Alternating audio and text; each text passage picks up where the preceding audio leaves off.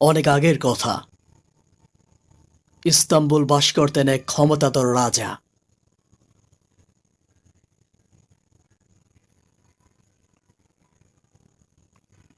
একদিন এক জ্যোতিষী রাজাকে ফিসফিস করে একটি ভবিষ্যৎবাণী বললেন।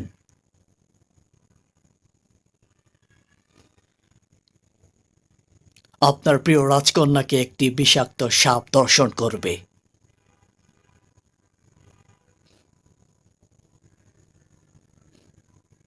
রাজা এই রাজা এই ভবিষ্যৎবাণী শুনেই তার কন্যাকে নিরাপদ জায়গায় নিয়ে চলে গেলেন। রাজা এই ভবিষ্যৎবাণী শুনেই তার কন্যাকে নিরাপদ জায়গায় লুকানোর জন্য পুরো ইস্তাম্বুলের প্রতিটা জায়গায় চষে ফেললেন। তিনি সরাইখানাগুলো দেখলেন, দুর্গগুলো ঘুরে দেখলেন, টাওয়ার মিনারগুলো দেখলেন। দিন রাত এক করে খুঁজতে লাগলেন। তিনি যাননি এমন কোনো জায়গা রাখেননি ভূগর্ভে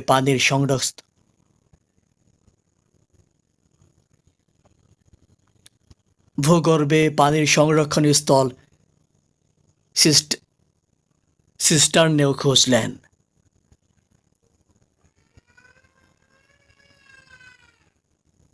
তিনি সর্বত্র খুঁজে দেখলেন,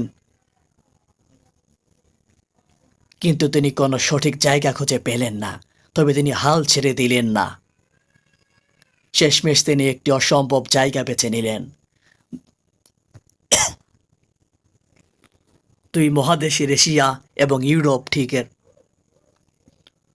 দুই মহাদেশের ইউরোপ এবং এশিয়ার ঠিক মাঝখানে দুর্গের ন্যায় একটি দুর্গম টাওয়ার নির্মাণ করতে আদেশ দিলেন। আর এই টাওয়ারটি হলো রাজকুমারের নতুন আবাস। আর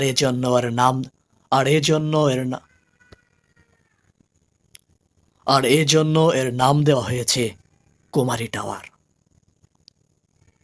ইস্তাম্বুল নামলে অবশ্যই সেখানে যাবেন। আর কোনো কিংবদন্তি গাথা আছে কি? আর কোনো আর কোনো কিংবদন্তি গাথা আছে কি?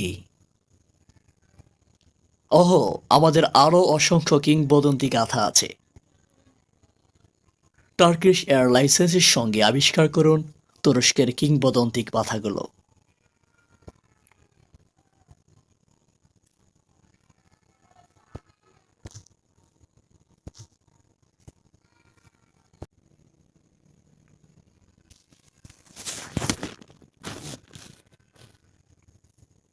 অনেক আগের কথা।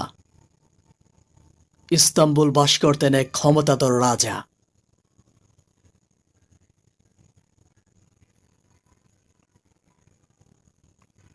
একদিন এক জ্যোতিষী রাজাকে ফিসফিস করে একটি ভবিষ্যৎবাণী বললেন।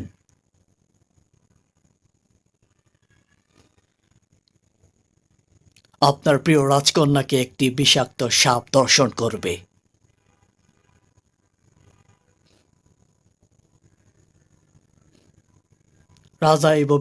রাজা এই ভবিষ্যৎবাণী শুনেই তার কন্যাকে নিরাপদ জায়গায় নিয়ে চলে গেলেন। রাজা এই ভবিষ্যৎবাণী শুনেই তার কন্যাকে নিরাপদ জায়গায় লুকানোর জন্য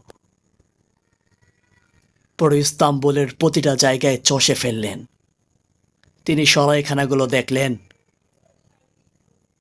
দুর্গগুলো ঘুরে দেখলেন, টাওয়ার মিনারগুলো দেখলেন। দিন রাত এক করে খুঁজতে লাগলেন। তিনি যাননি এমন কোনো জায়গা রাখেননি ভূগর্ভে পানির